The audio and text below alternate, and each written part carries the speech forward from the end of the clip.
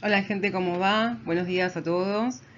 Mi nombre es Susana. En esta oportunidad vamos a ver enlaces químicos. Les cuento que vamos a empezar con la parte más linda de la química, dejando atrás todo ese choclo de cosas que parecían tan densos. Así que bueno, con la mejor de las ondas vamos a comenzar este video. Bueno, primero lo que vamos a hacer es vamos a introducir dos conceptos principales, ¿sí? Que los vamos a desarrollar a lo largo de esta clase. Bien, los electrones de valencia y la regla del octeto. Ustedes me dirán, pero no me hablaste en los videos anteriores de los electrones de valencia y de la regla del octeto. No se preocupen, ¿sí? Ahora lo que vamos a hacer es vamos a empezar a centrarnos en estos conceptos, ¿de acuerdo? Vamos a repasar dos conceptos que nos van a ayudar a entender, ¿sí? Este tema, ¿bien? Primero es la sustancia. Fíjense en que en el primer video de la materia yo les expliqué las diferencias entre sustancias y soluciones, ¿bien?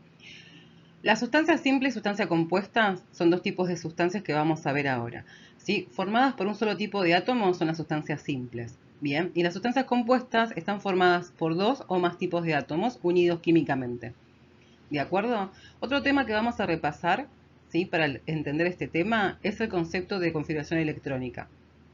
Yo les conté en la clase de configuración electrónica que teníamos una configuración electrónica per se, ¿sí? Desarrollada, y otra configuración electrónica que era de los niveles más externos, que llamábamos claramente configuración electrónica externa.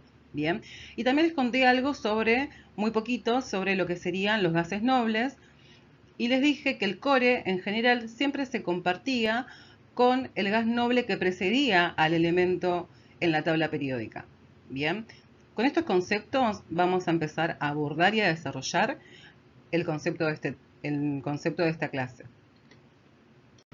Bueno, y entonces, ¿cómo se empezó a pensar el tema de las uniones químicas? ¿Sí? Yo les cuento que desde 1800 se cree que los elementos se unían porque los dos elementos que entraban, digamos, en contacto tenían dos polos, un polo positivo y un polo negativo.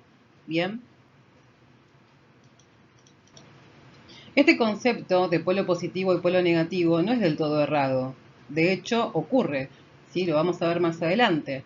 Pero había cosas que no se podían explicar, como por ejemplo el tema de las sustancias simples. ¿Sí? Si no había polos que uniera a las sustancias simples, ¿cómo es que se unían? Bien. Entonces empezaron a estudiar a los gases y entre ellos empezaron a estudiar el comportamiento de los gases nobles. Estos gases nobles presentan poca reactividad, o sea que son estables, ¿sí? Como moléculas. Y es más, les digo más, ni siquiera son moléculas diatómicas, sino son moléculas monoatómicas. Entonces, se empezó a pensar en qué se podría basar este comportamiento de los gases nobles. Y llegó este señor, el Gilbert Newton Lewis, ¿sí? Que empezó a decir que los gases nobles tenían alta estabilidad porque en su último nivel de energía tenían 8 electrones.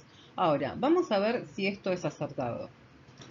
Nosotros ya sabemos que desde la clase anterior, cuando vimos configuración electrónica externa, sabíamos que los niveles más externos, ¿sí? Son los que están fuera del core, ¿no es cierto? Entonces, vamos a ver si realmente los gases nobles tienen en su último nivel de energía 8 electrones. Fíjense que acá, exceptuando el helio, ¿sí? Que no tiene 8 electrones en su configuración electrónica externa, claramente porque no tiene 8 electrones, tiene un número de Z igual a 2. ¿Sí? Entonces, a partir del neón, ustedes dense cuenta que cuando se empieza a hablar de configuración electrónica externa, en el nivel 2 tienen 8 electrones, o sea, repartidos entre los subniveles S y P respectivamente. Bien, todo esto es como que va aumentando el número cuántico, o sea, el nivel, pero la cantidad de electrones que está en su nivel más externo se mantiene constante, ¿no es cierto? Se mantiene en 8 electrones. Bueno, esto revolucionó lo que en ese momento se conocía, ¿sí?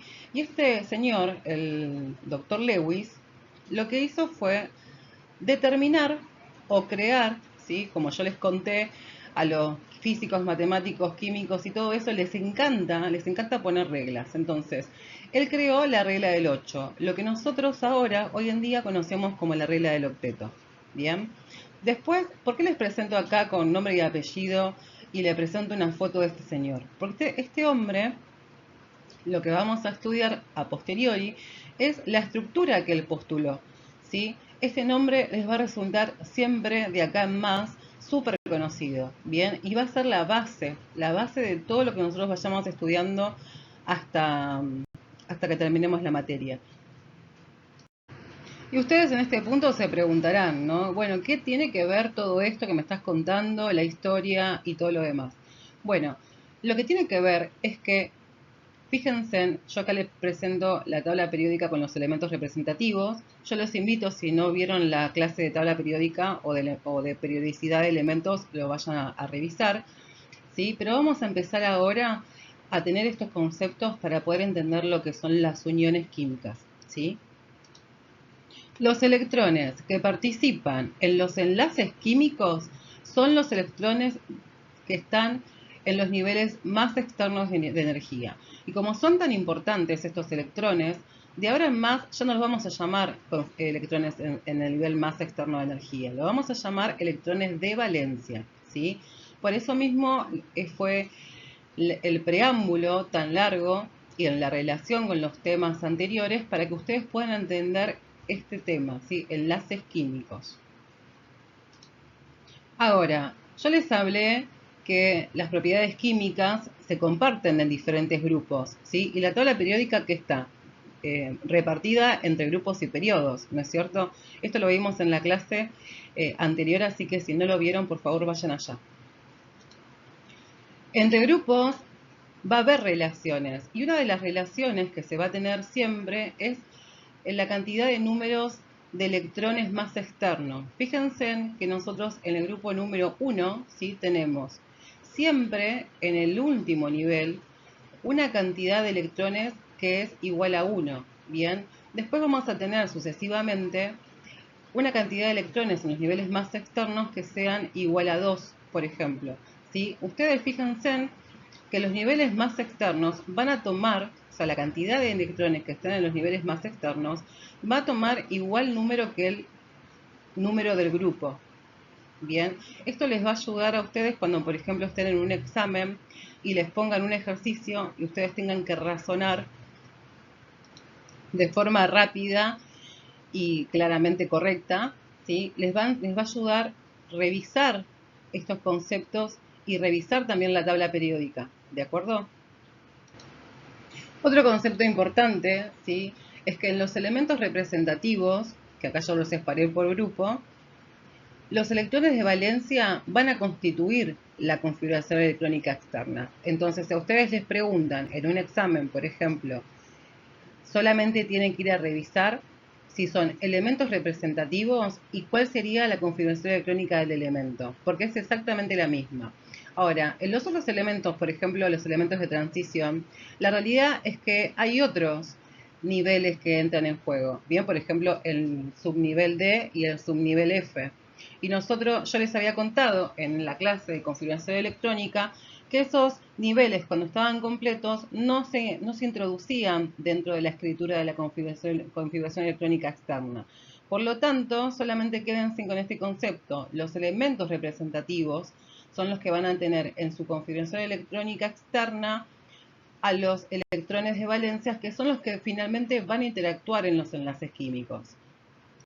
Y bueno, antes de empezar ya literalmente con los enlaces, vamos a ver unos conceptos que son muy importantes y como que nos van a cerrar el tema, ¿sí?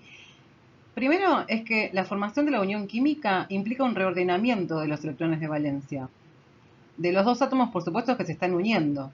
Y la resultante será una estructura de menor energía. Esto lo vamos a ver a posteriori, quédense con el concepto. Bien, en las uniones químicas existen fuerzas de naturaleza electrostática. ¿Sí? ¿Por qué? Porque tenemos dos polos. Yo le había contado al principio que desde 1800 se estaba postulando que las partículas que van a interaccionar entre sí tienen cargas positivas y cargas negativas. Entonces, claramente tenemos dos polos, dos partículas cargadas que van a producir repulsión o atracción depende de la carga que tengan, ¿sí? Recuerden siempre que las cargas de igual signo se repelen y las cargas de signo diferente se atraen, ¿bien?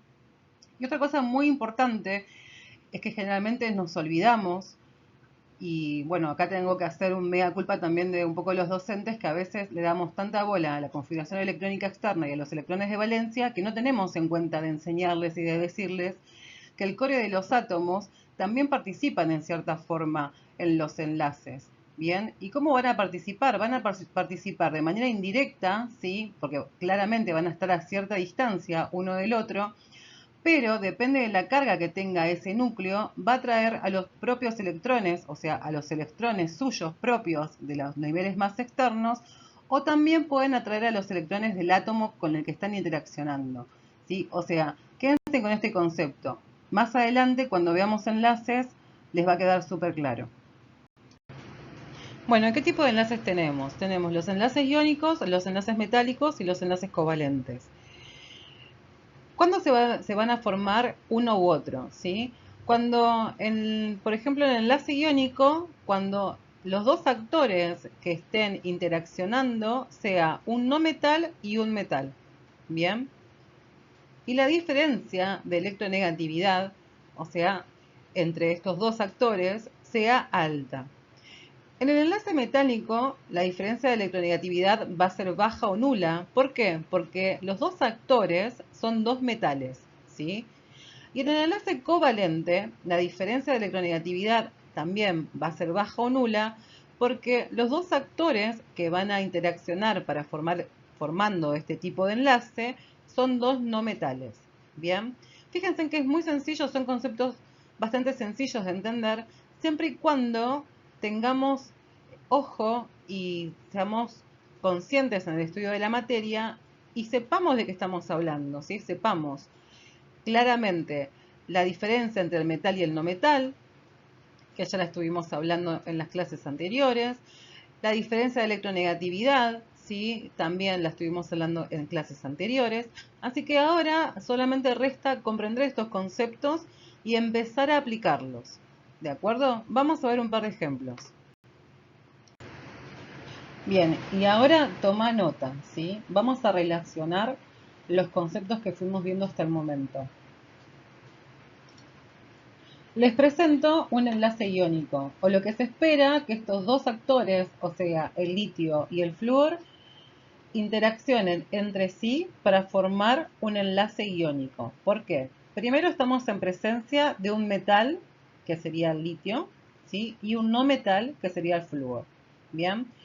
Si nosotros revisamos la electronegatividad tanto del litio como del flúor, nos vamos a dar cuenta de que el flúor es en esta ecuación el más electronegativo de los dos. Bien. Y vamos a revisar otro concepto más, que sería el último nivel de energía. Ustedes fíjense que en la configuración electrónica del litio, por ejemplo, tenemos un nivel 2 y un subnivel S con un solo electrón. Bien. En cambio, este señor que es el flúor tiene en su último nivel de energía, o sea, en el nivel 2, en el subnivel S tiene 2 electrones y solamente le falta uno para completar el nivel P, que sería con 6 electrones. Según lo que yo les conté, que era la regla del octeto, lo que se aspiraba a que, pasara es que el último nivel de energía para ser estables se compare con el gas noble que le precede en la tabla periódica, ¿sí?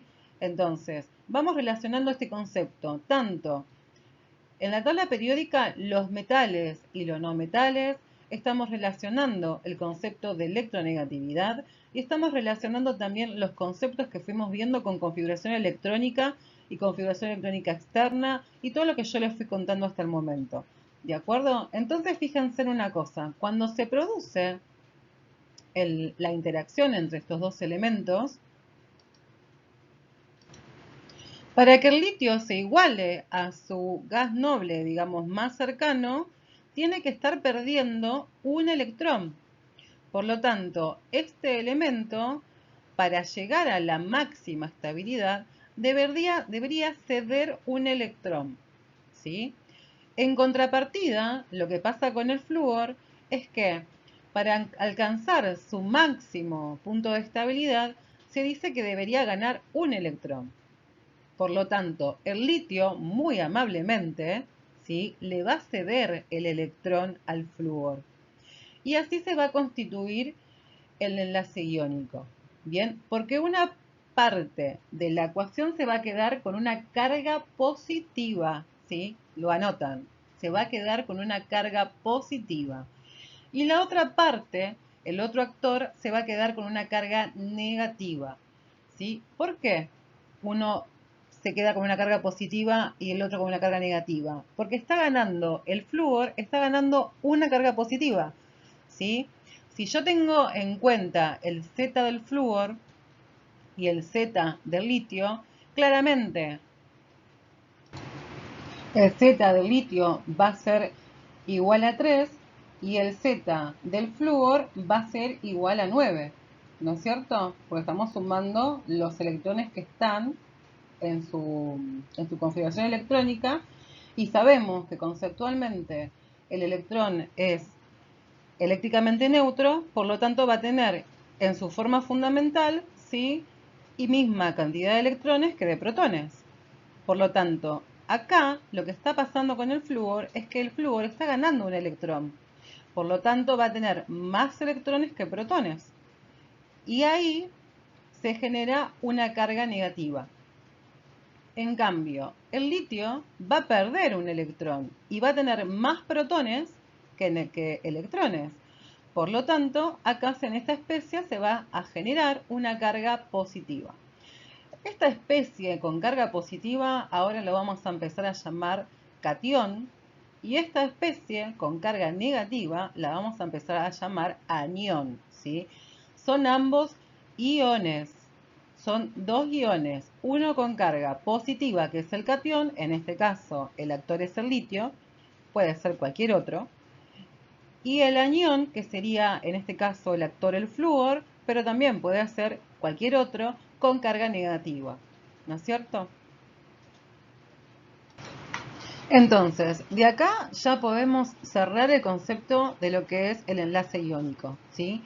Se da entre un metal y un no metal con una diferencia de electronegatividad alta, ¿sí?, donde ambas especies van a interaccionar para, en su configuración electrónica externa, en su último nivel de energía, llegar a 8 electrones para cumplir la regla del octeto y parecerse a su gas noble más cercano, ¿sí?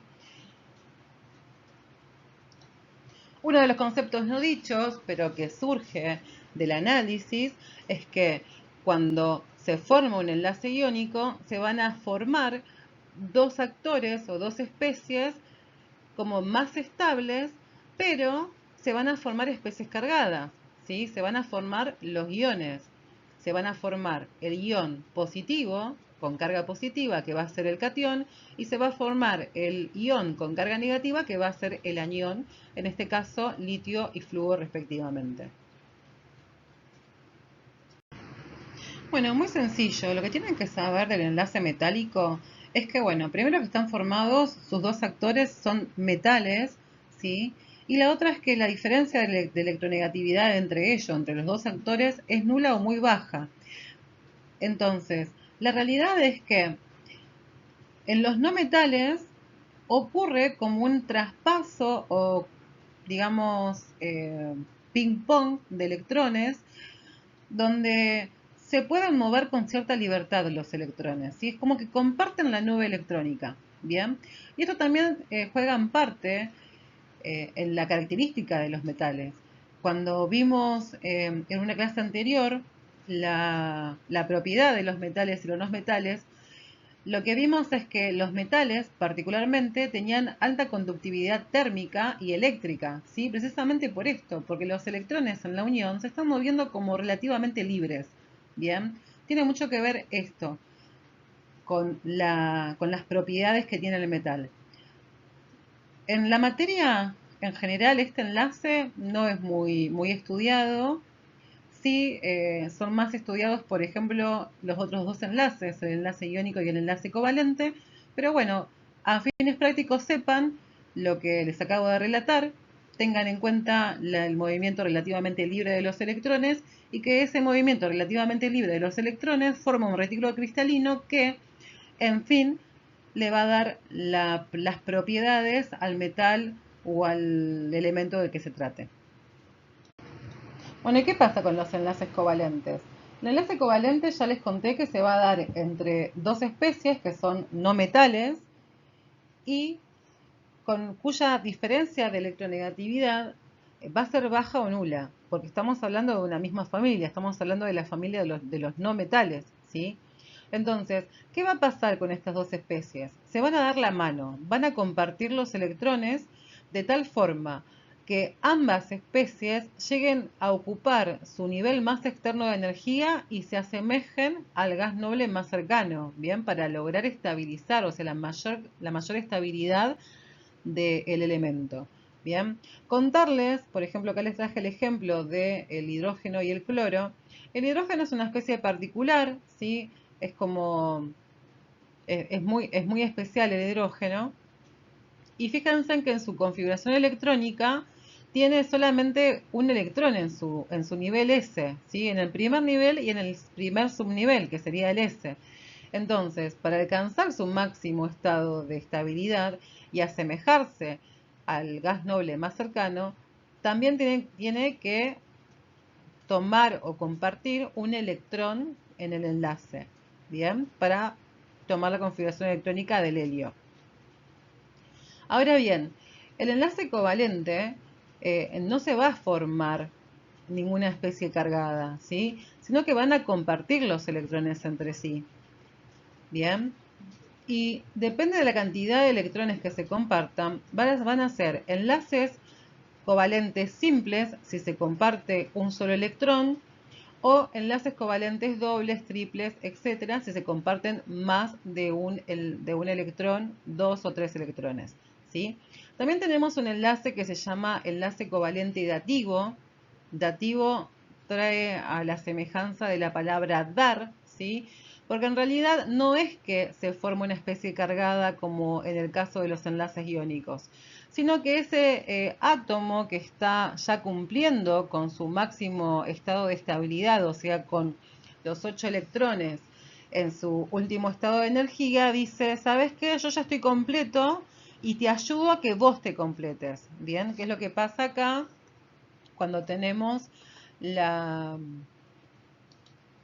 interacción, por ejemplo, del nitrógeno con el oxígeno en este tipo de enlace, ¿sí? Fíjense que acá está compartiendo el electrón con el oxígeno, ¿sí? Y está compartiendo otros más y ya está llenando su último nivel de energía, por lo tanto, este elemento está, como decirlo así, súper satisfecho.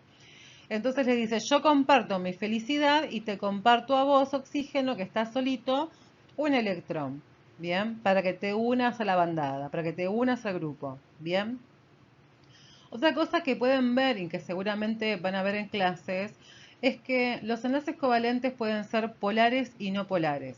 ¿Cuál es la diferencia entre polares y no polares? Simplemente en que los elementos que participan en el enlace covalente no polar, ¿sí? En general tienen una electronegatividad idéntica. Puede ser que sean incluso del mismo elemento, ¿bien?